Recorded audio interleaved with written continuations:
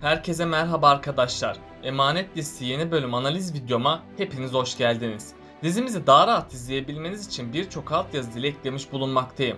İstediğiniz altyazıyı videonun sağ altyazılar kısmından seçebilirsiniz. Seher ve Yaman'ın bir çocuklarının olmasını istiyorsanız, Selim ve Zuhal'in diziden ayrılmalarını istiyorsanız beğeni tuşuna basalım ve kaç kişi olduğumuzu görelim. Seher, Yaman'a olan sevgisini söyleyebilecek mi? Zuhal'den sonra konaktan kim gidecek? Seher ve Yaman'ın bir bebekleri olacak mı? Yaman Seher'den çocuk isteyecek mi? İkbal'in yapacağı büyük kötülük ne? İşte bütün sorularınıza cevap vereceğim arkadaşlar.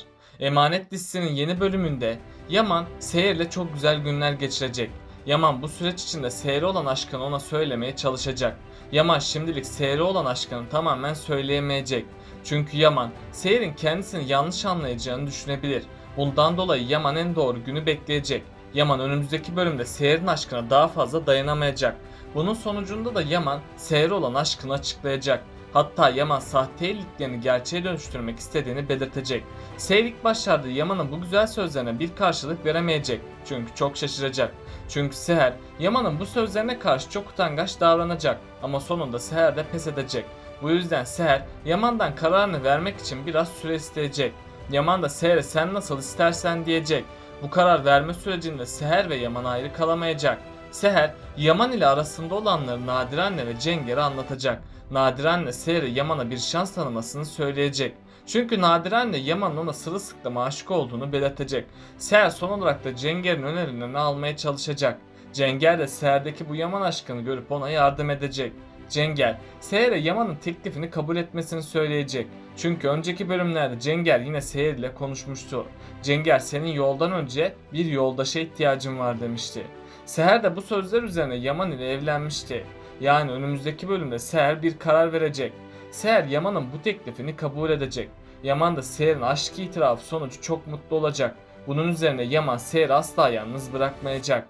Seher ve Yaman aşkının başlamasıyla mutlu bir gelişme yaşanacak. Çünkü Yaman Seher'den bir bebek dünyaya getirmesini isteyecek.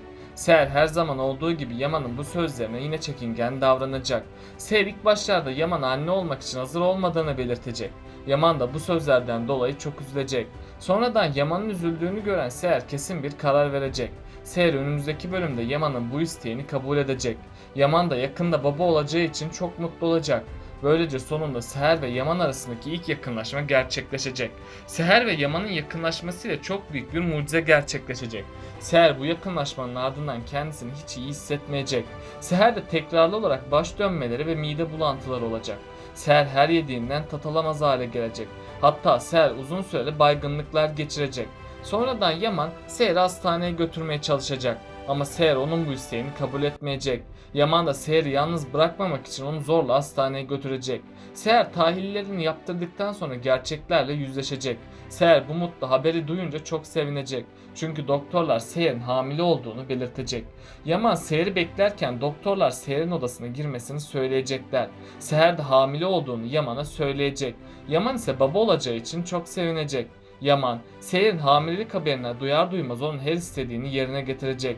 Seher'in hamilelik sürecince yediği önünde yemediği arkasında olacak. Şimdilik Zuhal konaktan kovulacak. Çünkü Zuhal gerçek yüzünü sonunda Yaman'a gösterdi. Yaman'ın da kadınlara karşı güveni olmadığı için Zuhal'e hak ettiği dersi verecek. Zuhal konaktan gitmek istemeyecek. Ama İkbal kendi geleceği için Zuhal'i konaktan göndermeye çalışacak. Zuhal İkbal'in bencilliğini görünce gerçekleri ortaya çıkarmaya çalışacak. Ama İkbal sonradan yine onu kandırıp kötü oyunlarına alet edecek. İkbal, Zuhal'in tüm suçlamaları üstlenmesini isteyecek. İkbal eğer konaktan kovulursa beş parası kalacaklarını söyleyecek. Zuhal de fakir bir hayat yaşamamak için konaktan sonunda ayrılacak. İkbal tüm kötülüklerine konaktan devam edecek. Zuhal ise dışarıdaki bağlantılarını kullanarak Seher ve Yaman'a kötülükler yapacak. Ama bu ihtimali de unutmayalım. Eğer Seher Yaman'a Zuhal'i affetmesini söylerse Zuhal konaktan kovulmayacak. Bunun sonucunda da Zuhal her gün Seher'e eziyetler etmeye devam edecek. Seher de Zuhal'i affederek kendi sonunu hazırlamış olacak. Seher Zuhal'i 2 defa affetti. Seher bu defa da Zuhal'i affederse bunu canıyla ödeyecek. Çünkü Zuhal ve İkbal yine birlik olacak. Seher de sonunda bebeği doğurmadan ölecek. Onun için Seher'in İkbal ve Zuhal'e artık güvenmemesi gerekecek. Önümüzdeki bölümlerde İkbal ve Zuhal yine çok kötü planlar yapacak. Zuhal sahte kanıtları kaybettiği için İkbal ile yenilerini hazırlayacak. Bunun üzerine İkbal Selim'i yeniden devreye koyacak. Selim ise Seher'i yanına çağırıp son defa görüşmek istediğini belirtecek. Seher ilk başlarda onun bu teklifini kabul etmeyecek. Ama Seher, Selim ile olan ilişkisini kesmek için onun yanına gidecek. Selim de daha kötü bir plan yapıp Seher'i otele çağıracak. Seher her şeyden habersiz Selim ve İkbal'in tuzağına doğru gidecek. Selim Seher'in içeceğine uyku ilacı katıp onu otel odasına götürecek. Tam o sırada İkbal Zuhal'i devreye koyacak. Zuhal de Yaman'a Seher'in kendisini Selim ile aldattığını söyleyecek.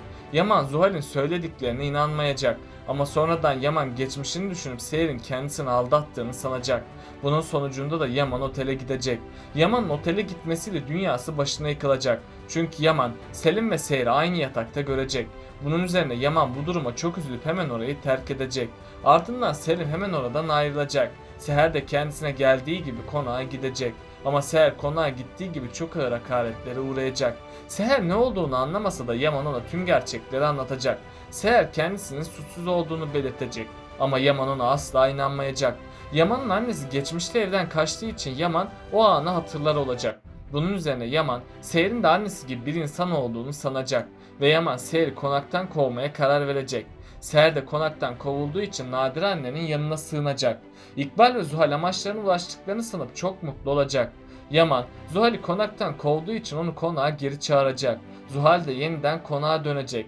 Zuhal'in konağa dönüşü bu sefer onun sonu olacak. Seher günden güne çok üzülecek ve Yaman'ın kendisine bunları yaptığına inanmak istemeyecek. Selim ise Seher'in bu üzüntüsünü görüp büyük bir pişmanlık yaşayacak. Selim ardından Seher'in üzülmemesi için Yaman ile görüşmek isteyecek. Yaman bu görüşmeyi kabul etmese de sonradan Selim ile görüşecek. Selim, Seher'in bu üzüntüsünü gördüğü için gerçekleri Yaman'a anlatacak. Tabi İkbal gerçeklerin ortaya çıkmaması için Selim'i tehdit edecek. İkbal, Ziya'nın hasta oluşunu kötüye kullansa da Yaman ona inanmayacak. Bunun sonucu da İkbal tutuklanacak. Ziya ise yakında iyileşecek. İkbal'in hapse girmesiyle Ziya gün geçtikçe iyileşmeye başlayacak. Seher'in çabaları sonucu Ziya korkularını yenecek.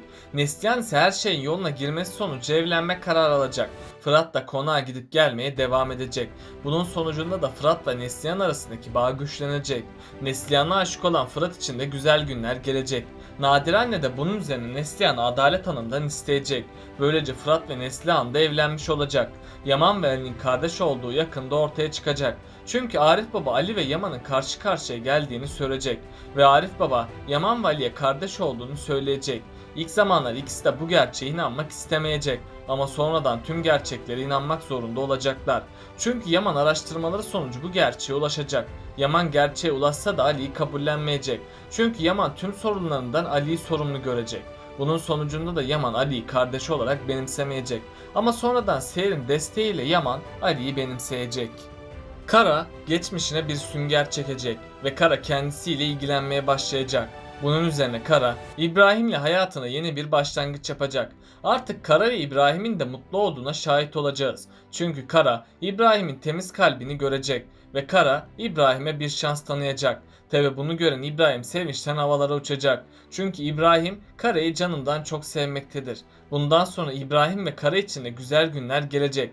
Peki Seher ve Yaman'ın bebeğinin olmasını ister misiniz? Aşağıda yorumlarınızı bekliyor olacağım. Sizin bu konuda düşünceleriniz neler arkadaşlar? Bu videoyu beğendiyseniz beğenmeyi, bana destek olmak için kanalıma abone olmayı unutmayın. Kendinize çok iyi bakın, hoşça kalın.